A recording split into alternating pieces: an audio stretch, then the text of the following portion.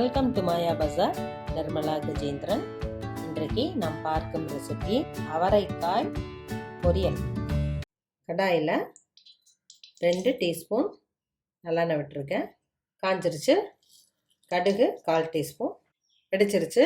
கடலைப்பருப்பு 1 டீஸ்பூன், உளுந்தம்பருப்பு 1 டீஸ்பூன், சீரகம் 1 பிஞ்ச், பச்சை மிளகா 1, வரமிளகா 1, பூண்டு 2 பொடியாக நறுக்கியிருக்கேன், கருவேப்பிலை, சின்ன வெங்காயம் 7. 1 நிமிடம் ஃப்ரை ஆகட்டும். தக்காளி அரைப்பழம் போடுறேன்.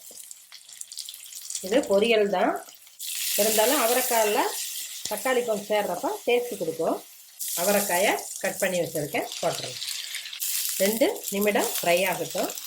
மஞ்சள் தூள் 1/4 டீஸ்பூன், சாம்பார் தூள் 3/4 டீஸ்பூன் போடுறேன். Pepper 2 pinch.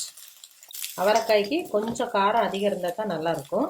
காரம் அதிகம் வேணும்னு நினைக்கிறவங்க 1 டீஸ்பூன் கூட போட்டுக்கலாம். தண்ணி 1 கப்.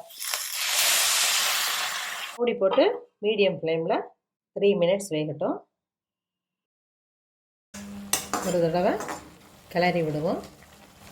இப்போ தேவையான அளவு உப்பு போட்டுக்கலாம். ஆரம்பத்திலே உப்பு போட்டால் உப்பில் இருக்கிற சத்து அழிஞ்சிருங்கிறாங்க, அதனால் நான் கடைசியாக தான் போடுவேன். இப்போ கொஞ்சம் நேரம் வேகட்டும். தேங்காய் எண்ணெய் 1 டீஸ்பூன் ஊற்றுறேன். தேங்காய் எண்ணெய் ரொம்ப கொதிக்க வைக்கக்கூடாது, அதனால் நான் தாளிக்க யூஸ் பண்ணல. இறக்குறப்ப போட்டோம்னா ஸ்மெல் நல்லாயிருக்கும். தேங்காய் எண்ணெய் சேர்த்திக்கிறது ரொம்ப நல்லதுன்னு சொல்கிறாங்க. நான் சமீபமாக எல்லா பொரியலுக்குமே தேங்காய் எண்ணெய் ஆட் பண்ணிக்கிறேன். தேங்காய் துருவல் 2 டேபிள் ஸ்பூன். சுடுசாதத்தில் பிசைஞ்சும் சாப்பிட்லாம், பொரியலாகவும் யூஸ் பண்ணிக்கலாம். ஸ்டவ் ஆஃப் பண்ணிடலாம். அவரைக்காய் பொரியல் ரெடி ஆயிடுச்சு. குழந்தைகளுக்கு நெய் விட்டும் கொடுக்கலாம். சாம்பார் சாதம் எல்லாத்துக்கும் சைட் டிஷ்ஷாகவும் யூஸ் பண்ணிக்கலாம். செஞ்சு பாருங்கள், சாப்பிட்டு பாருங்கள். பிடிச்சிருந்தா சப்ஸ்கிரைப் பண்ணுங்கள், ஷேர் பண்ணுங்கள். தேங்க்யூ.